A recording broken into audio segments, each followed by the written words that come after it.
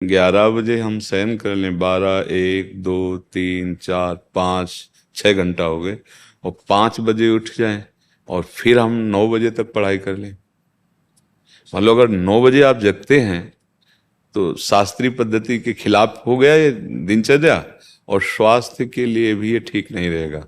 क्योंकि जब ब्रह्म मुहूर्त 4 बजे से लेकर के और 6 बजे के बीच में अगर शयन किया जाता है तो ब्रह्मचर्य हानि की विशेष संभावना होती है, और आयु, श्री, कीर्ति, तेज, इन सब की हानि होती, क्योंकि जगत को प्रकाश देने वाले भगवान नारायण सूर्यदेव पधार रहे हैं, हम सैया पे सो रहे हैं। हमने तो गांव में भी देखा है कि 4 बजे कोलाहल शुरू हो जाता है, सब जग जाते हैं। तो अगर हमें अपने को सही मार्ग में लाना है, हम कह रहे 5 बजे उठे, जल पिया, इसके बाद थोड़ा टहले, थोड़े से 100-200 कदम सोच गए, इसके बाद व्यायाम आधा घंटा किया, 20 मिनट प्राणायाम किया, अब बैठ जाओ पढ़ने में, एकदम स्मृति नवीन, एकदम क्लियर। जीवन भर प्रयास करना है, हम जीवन भर विद्यार्थी हैं, कोई पढ़ाई छूटेगी, कोई नौकरी मिलेगी, कोई किसानी, कुछ भी करेंगे, जीवन में एक दिनचर्या होनी चाहिए सोने और जागने की, एक लिमिट। जैसे एक बहुत व्यस्त शरीर है, उसके लिए 7 घंटे बहुत पर्याप्त है सोना, 6 घंटे वैसे पर्याप्त, पर 7 घंटे। पर जैसे किसान आदमी है, व्यायाम किए हुए, बहुत मेहनत करने वाला व्यापारी, 7 घंटे से ज्यादा नहीं रखा गया सोने के लिए। आप देखो, फिर वही हमारी बात आती, दिनचर्या एक तेज लाती है, एक इसमें जो आप 6 घंटे पढ़ करके समझ नहीं पाओगे ना, वो 2 घंटे में आप 6 घंटे का काम निपटा लोगे। आपकी तेजस्वी बुद्धि होगी, आपकी प्रवीण बुद्धि होगी, आपके अंदर पावर होगा। अब ब्रह्म मुहूर्त में शयन कर रहे हैं, फिर 9 बजे जो नहाना है वो एक ऐसे खिलवाड़ मात्र है। आप 4 और 5 के बीच में उठे और स्नान किया, व्यायाम किया, 1-2 किलोमीटर दौड़ लगाई, थोड़ा प्राणायाम किया, फिर आप पढ़ के देखो। पर अभ्यास, अच्छा सात्विक भोजन, कुछ दिन अभ्यास, अब जैसे, तो अभ्यास अगर किया जाए तो बहुत सुंदर दिनचर्या। हम तो कभी ये नहीं कह सकते कि सूर्य उदय हो रहा है आप शयन कर रहे हो, ये ठीक नहीं। कभी ऐसा हो जाए अचानक, वो बात अलग, लेकिन दिनचर्या ऐसी, आप 2:30 बजे तक जग रहे हैं, फिर इसके बाद आप, तो आपके स्वास्थ्य में भी फर्क पड़ेगा, आपकी बुद्धि में भी फर्क पड़ेगा, आपके तेज में भी फर्क पड़ेगा। आज हम बुद्धिमानी समझ रहे हैं धन कमाना, केवल केवल भोगों को भोगना बुद्धिमानी समझ रहे हैं, यही बुद्धिमानी मानी जाती है। एक जैसे आके प्रश्नकर्ता ने प्रश्न किया था कि हम ऐसों को तो जो मांस खाते हैं, शराब भी पीते हैं, और अपने मतलब टाइम से यही यही टाइम 11 बजे जगना, ऐसा खूब ऐश्वर्यवान है, खूब मौज मस्ती से रहे हैं, उनकी कोई परेशानी नहीं है। ठीक है, इसे तुम सुख मौज मस्ती समझ रहे हो, कुछ दिनों बाद शरीर छूटेगा, इसके बाद क्या रह गया? हर चीज यहीं रह जाएगी। ना तो तुम्हारे पास जितेंद्रियता है, ना भगवान नाम है, ना सत्य है, ना धर्म है, फिर बचा क्या? आए किस लिए थे? मानव जीवन केवल इसी के लिए। तो जितना तुम्हें डल्लभ के गद्दे पर आनंद मिलता है ना, सुअर को कीचड़ में मिलता है। जितना तुम्हें अपनी भार्या पे, उतना उसको अपने संभोग में मिलता है। जितना तुम्हें अपने बच्चे प्यारे, उसको अपने बच्चे वैसे ही प्यारे। जितना तुम्हें सांसारिक सुख, वो वैसे बिष्ठा, तुम्हें रबड़ी रसगुल्ला जैसे अच्छा लगता है, उसको बिष्ठा और ये सब अच्छे लगते हैं। अंतर क्या रह गया? पशु में हमारे में अंतर क्या रह गया इतना? हमारा जीवन आध्यात्मिक जीवन, हमारा जीवन भागवतिक जीवन, समाज सेवी जीवन, तेजस्वी जीवन, भगवत प्रिय जीवन। इतने पढ़े लिखे, इतने बलवान बुद्धिमान सब बन रहे हैं, और जरा जरा सी बात में भाई भाई को मार रहा है, जरा सी बात में बूढ़े माता पिता को मार रहे हैं। ये बुद्धिमानी है, ये पढ़ाई लिखाई, ये डिग्रियां हैं। अरे विद्या विनयम ददाति, अपने माता पिता को भगवान समझकर उनकी आज्ञा, जो आज्ञा, ऐसा कितने बच्चे हैं जो अपने माता पिता के पैरों रोज छूते हैं, साक्षात भगवान घर में बैठे हुए हैं, और उनको अवहेलना। ये पढ़ाई हमें तो नहीं समझ में आ रही, क्योंकि विद्या का प्रभाव होता है विनयम ददाति, विनयशील, संयमी, जितेंद्री, धैर्यवान। वो तो बातें समझ में नहीं आ रही, क्यों? अब आसुरी बुद्धि बढ़ रही है, जिसे कहते हैं राक्षसी बुद्धि, माँ नहीं मातु पिता नहीं देवा, आसुरी बुद्धि बढ़ रही, खान पान गलत हो रहे हैं, कि अब कोई सुधर जाए तो सुधर जाए, नहीं तो आगे सुधरने के चांस ही नहीं रहेंगे। ऐसी बुद्धि बिगड़ती चली जा रही। शास्त्र आज्ञा करता है 11 बजे के पहले ही आहार हो जाना चाहिए, इसके बाद प्रातः ब्रह्म मुहूर्त के बाद, रात्रि में कोई निशाचर थोड़ी हो, आहार विहार।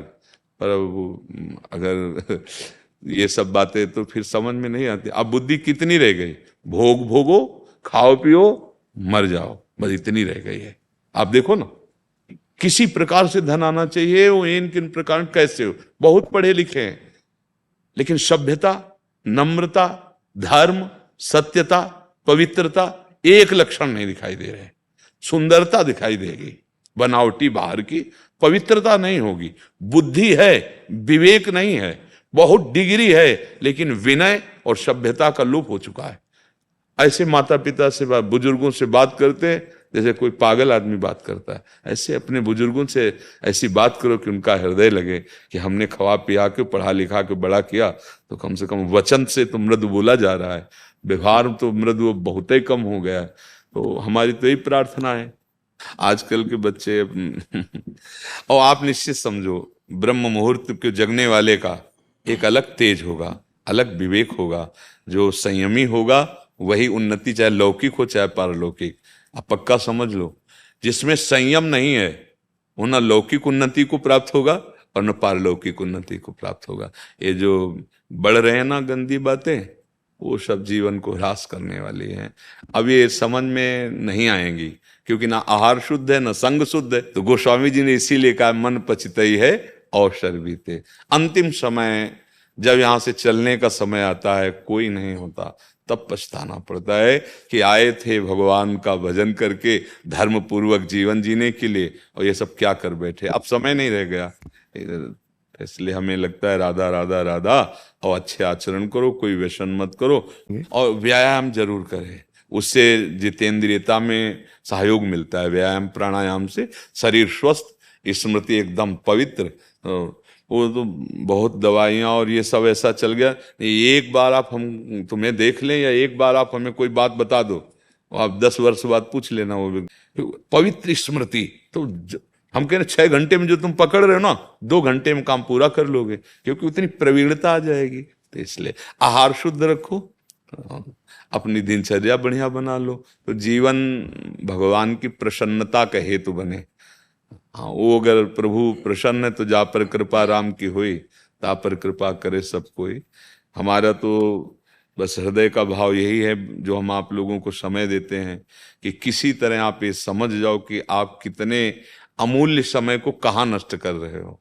एक बार हम सत्संग में भी कहा, जैसे आप 50 वर्ष संपत्ति कमाए, 50 वर्ष का समय दे करके, अब आपकी आखिरी श्वास है, और वही 50 वर्ष की संपत्ति पूरी देके एक श्वास बढ़वा लीजिए, नहीं बढ़ेगी। मतलब आपने 50 वर्ष की श्वासें ऐसी जगह खर्चा की जो एक श्वास भी नहीं बढ़वा सकती। अब उन श्वासों की पूर्ति कैसे होगी? अगर राधा राधा राधा बोले तो सब बन जाएगा, सब आनंद आए। थोड़ी देर भगवान नाम जप कर लिया तो हमारी बुद्धि पवित्र हो गई। अब उसे जिधर लगाओ, चाहे जिस कार्य में लगाओ, वो मंगल विधान करेगी।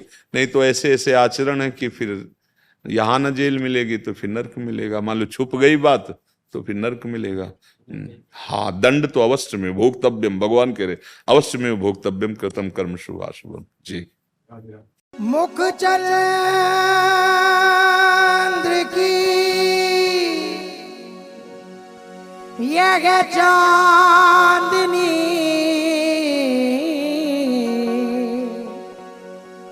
ये कुंज में छाई रहे। छवि पान मत चकोर अखियां, देख बोराई रहे। यह आँख मेरी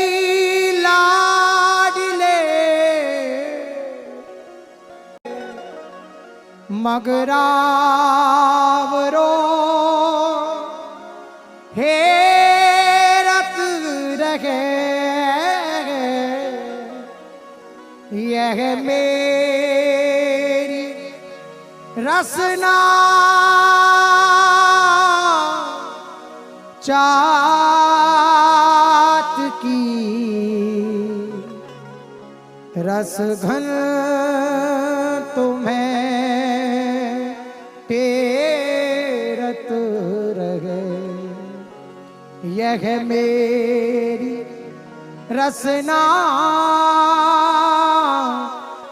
चात की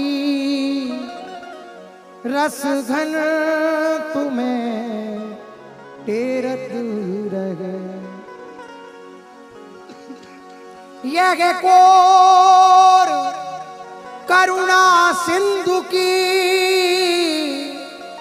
लहरी हिलोरत ही रहे,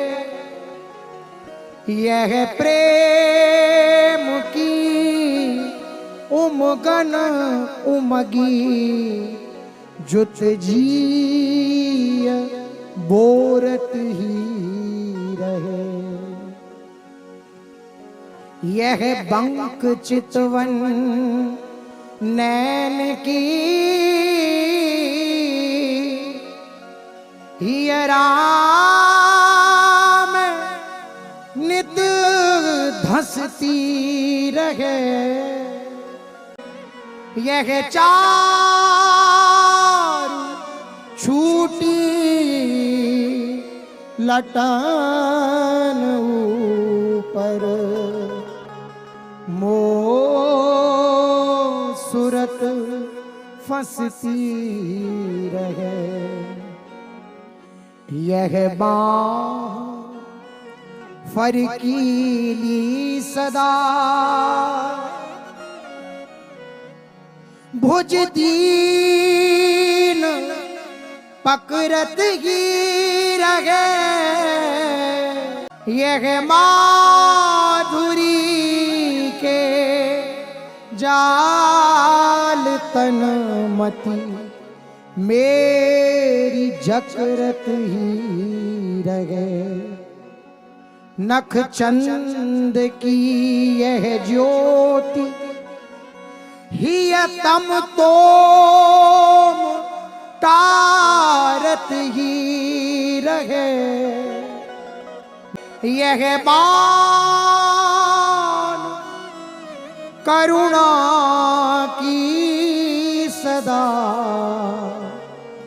बिगड़ी सुधारत ही रहे, जहाँ जहाँ परे मम दीठ जागत रावरी छवि लकी परे, सोवते सपने नहीं सो आपकी मूर्ति तरह, भोरी हित जन दीन की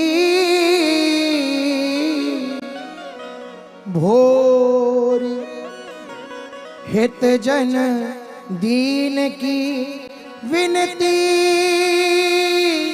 अवश्य यह मानिए, कोटि जन मन की भिखार